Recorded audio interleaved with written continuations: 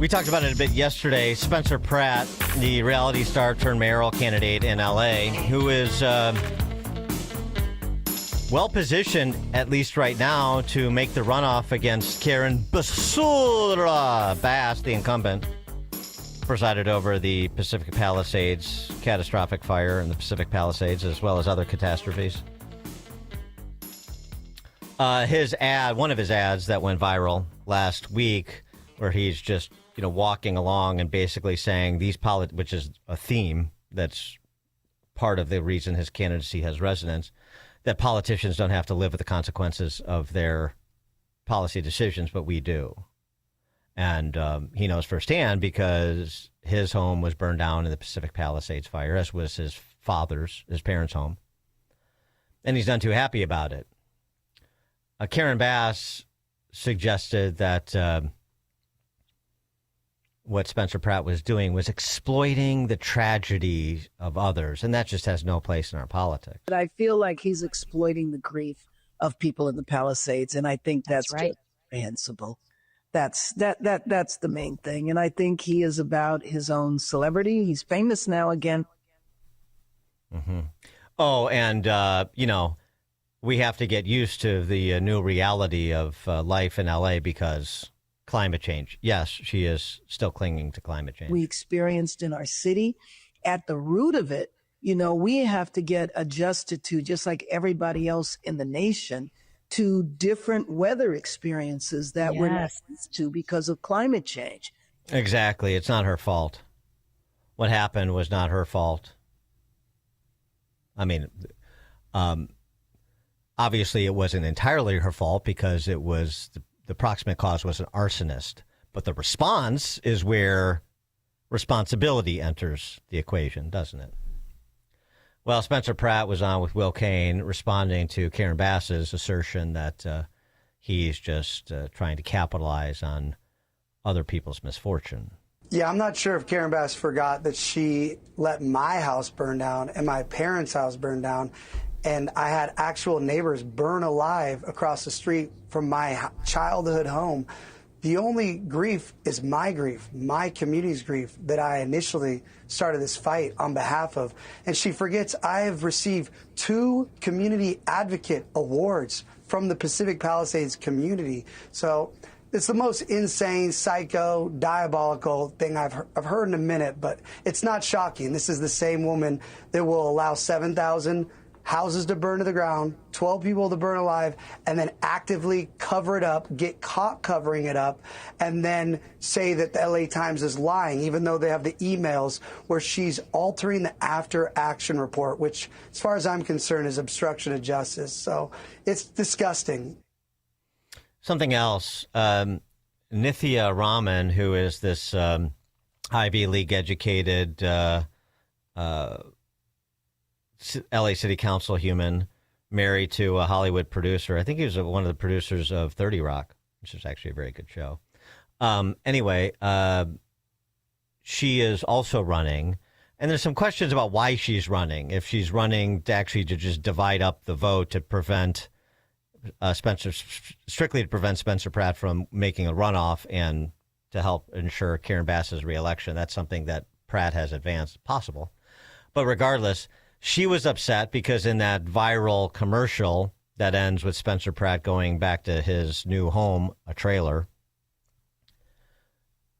he talks about Cynthia. He stands in front of Nithya Raman's house, $3 million mansion, says this is where she lives. This is where Karen Bass lives. And meanwhile, 7,000 people like me are in trailers or living with relatives because of Karen Bass's failure to properly respond to the blaze.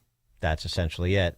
And he had this to say about Nithya Raman, because she's like, oh my gosh, I'm in fear for my kid's safety because Spencer Pratt stood in front of my house and pointed to it on video. He responds to that as well. These politicians do not have to live the consequences of their decisions. My ad is that simple.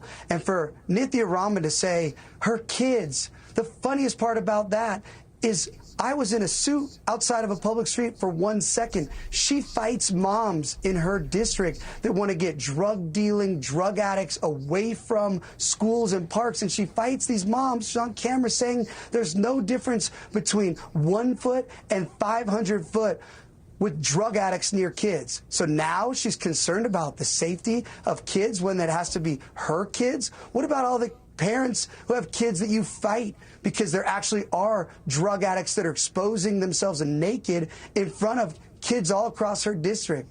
So these people are diabolical, truly. For more on this and other topics, Liel Leibovitz joins us, editor-at-large for Tablet, tabletmag.org, and host of the Rootless podcast. Liel, thanks for joining us again. Appreciate it. Pleasure as always. So is it your feeling, like it is mine, that's what Spencer Pratt is really tapping into, what he just said there a couple times in both of those instances, with using both of his opponents as examples? They don't have to live with the consequences of their policy choices, the disastrous consequences of their policy choices, and they're particularly imperious about that. And it's rather maddening, and that's what he's tapping into. You know, he had a great line yesterday. As I'm sure some of your listeners know, the election in Los Angeles is sort of party blind. You just vote for the candidate, not for the party. And they asked him, if you had to commit to some party, what letter would you put next to your name? And he said, you know what, if I had to choose, I would put an R next to my name. But that R would not stand for Republican. It would stand for responsible to the citizens. And I think that is a kind of shockingly refreshing, should be so obvious, yet all of those of us who live in large cities, I live in New York, where we face the same, chagrin every day, understand how little these brazen ideologues are responsible and committed to the actual safety and well-being of actual citizens. Yeah, and there's something else, too. I think there's many with fashionable views that have money, and now they don't have a home in Pacific Palisades, and that's a wake-up call. That always sort of I see this in Chicago, the leafy suburbs of Chicago where the wealth really is. The same thing. At the end of the day, we have access, whatever incompetence or buffoonery or corruption, we're really insulated from it. It's not going to touch us, and we have access to these people, and we don't pay attention to their rhetoric, their class envy rhetoric, because they're just pantomiming what they need to pantomime in order to be elected. But we have that access, we have that relationship. We're going to be fine. But the nature of that neo-Marxist party in America now is different, and they actually are coming for the rich by incompetence or with purpose, in a way that was different previously, that in such a way that you're not insulated. And I think that dynamic it probably is lost on most of them at this point, just as it was the elites in France in the 1790s. But maybe there are some coming to that realization. I'm actually, forgive me, this may be too much for a Tuesday morning, but I'm actually wildly optimistic. I think the rise of a very unlikely candidate like Spencer Pratt teaches you that the age of consequence-free recreational Marxism is over. The age in which, rich college-educated kids who do not face the consequences of their lunacy could just vote for these fools and then leave the rest of us to deal with a downfall. I think that age is over, because if you look, for example, at cities like Los Angeles and cities like New York, we're beginning to see that elections have consequences. The people who voted for Karen Bass because they were so excited that finally they would be governed by the first ever Marxist black woman to be the mayor of Los Angeles, then found themselves facing a crisis that could have been completely averted, except for their mayor was in Ghana. The deputy mayor was under house arrest for making false bomb threats. I'm not making any of this right up. Yeah. And the fire department was governed by some, radical identity politics person who was not appointed for the content of her character and her skill set, but rather for her identity markers. Once that happens, I think everyone understands, oh, wow, we actually have to give a shot to someone who promises to address the real problems, which are always the same problems. It's safety, it's infrastructure, it's quality of life. Well, I mean, I hate to be a wet blanket, but he's still only at 12%.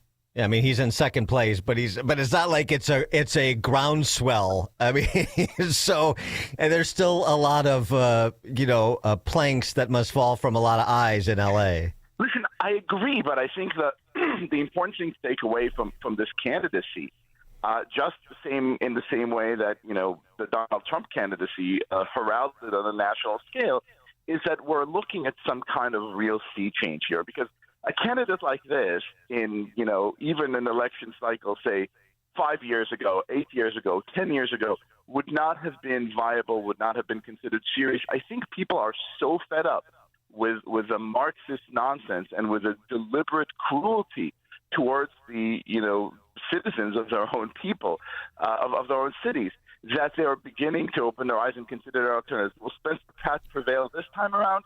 I agree with you. I'm not entirely sure. I think there's still a lot of energy behind the radical neo-Marxist candidates like Nithi Arami and other people in L.A. But I think we're beginning to see the groundswell of a real popular movement. I have to get your take on this Tucker Carlson interview with Lulu Garcia-Navarro from the New York Times. I mean, this was a pretty good illustration of how the interview went. It was even more bizarre than Tucker has been over the last many months. The question, do you really think Trump is the Antichrist? You've been talking on your show about whether Trump is the Antichrist. I have not said that. On your show, the day after Easter, you noted he did not put his hand on the Bible during his swearing-in ceremony as president. You said, and I'm quoting, maybe he didn't put his hand on the Bible because he affirmatively rejects what's inside that book. And then on a recent show, you went further saying, here's a leader who's mocking the gods of his ancestors, mocking the God of gods, and exalting himself above them. Could this be the Antichrist? I actually did not say, could this be the Antichrist?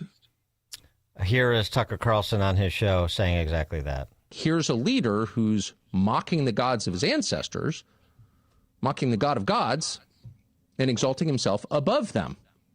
Could this be the Antichrist? Well, who knows?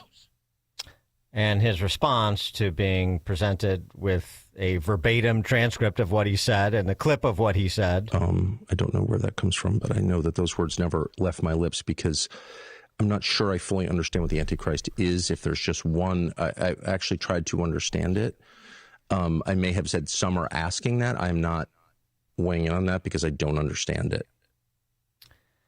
Liel, and then, I mean, it just got weirder from there, talking about Trump casting spells on people to make them compliant, wishing he hadn't done the Nick Fuentes interview because he would have rather focused on the war in Iran, even though the war in Iran wasn't occurring at the time he did the Nick Fuentes interview. What is your take on the continued disintegration of Tucker Carlson's mental acuity? My take is bless God and pass the popcorn. I'm enjoying this tremendously because I think a lot of Americans are now seeing something that a lot of us have been saying for some months now. I mean, when the whole Tucker Carlson disintegration began, I think there were a lot of people who were genuinely alarmed and said, oh, wow, look, this is a new Father Coughlin type figure. This is a new kind of rising force in quote-unquote right-wing anti-Semitism, and this will change the face of the Republican Party, and it will make all the right-wing Americans feel and seem like they're little Hitlerites. And some of us were sitting there saying, like, no, this is a mentally unhinged person who is very entertaining to watch precisely because he's a mentally unhinged person. Give him time and enough rope, he will do the rest. And, right on schedule, here he is, being absolutely ludicrous, saying things like, I don't know that Tucker Carlson fellow. I never heard of him. It's just why it's one of those things I hesitate to do sort of armchair psychoanalysis from afar, but it's just hard to explain the choices that he's making if he is in full possession of his faculties, which maybe is another question. I think the choice he's making is actually quite interesting. And in a weird way, it also kind of dovetails nicely with Spencer Pratt and Donald Trump. Look, I wrote a piece in the Free Press kind of making the argument that the last 20, 25 years in American life have all been, American political life, have all been one long reality show. Some of us were really slow to get onto this idea because we still thought, hey, now we have election and people are serious candidates, and though we may disagree, there's still kind of, civic mindedness in America, blah, blah, blah. In reality, we really are governed by a host of producers who every now and then come up with a new storyline. Hey, now there's a global pandemic and you're not allowed to play outside in the playground and all your children must put on masks. Hey, now there's a racism epidemic and everyone must burn cities, which is the only way to cure things, et cetera, et cetera. Some people understood really early on that this was the case and therefore are kind of bucking the rules. Donald Trump, I think, is a perfect example of someone who was able to climb through this and show all of us, hey, guys, this is all a rigged game. I'm here to work for you. Spencer Pratt is doing the same thing. Tucker Carlson, I think, is just the dark side of the same coin. Someone saying, hey, look, truth and beauty don't matter anymore in American public life. The only point, the only currency that someone like me could actually employ is saying crazy stuff and upping up the crazy as much as I can to remain relevant. That's a tried and true method in American, culture. The only problem with it is that at some point you run out of crazy. I mean, even Candace Owens, who literally said that Charlie Kirk was a time traveler who anticipates his own death, even she's going to run out of crazy at some point. Liel Leibovitz, editor-at-large for Tablet Magazine, tabletmag.org, host of the Rootless podcast. Liel, thank you as always. Appreciate it. My pleasure. And Liel joined us on the alphawealthgroup.com answer line. There's only one radio show in Chicago talking about today's biggest stories and telling you what they really mean. That show is this one, Chicago's Morning Answer on AM 560, The Answer. Hey, Chicagoland, it's Jeff from Jeff Buys Your House. If you recently inherited a property, you're likely